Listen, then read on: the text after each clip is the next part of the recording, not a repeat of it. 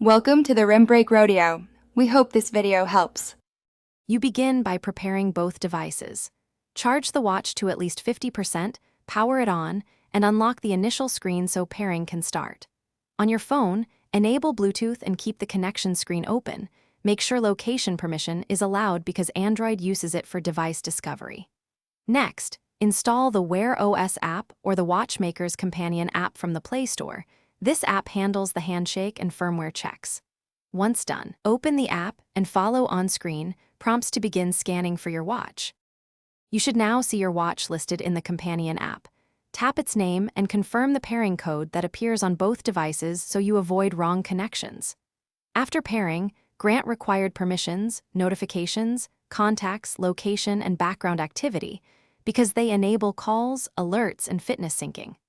Allow the app to perform the initial sync. This transfers watch faces, apps, and health data. Make sure Wi-Fi or cellular setup on the watch matches your phone settings so future updates and cloud backups. You finish by testing core features. Send a text, check notifications, and confirm call routing so you know essentials function. Then update the watch firmware and the companion app to the latest versions. Updates fix bugs and improve battery life. If something goes wrong, try the key troubleshooting step. Restart both watch and phone, then unpair and repair if needed.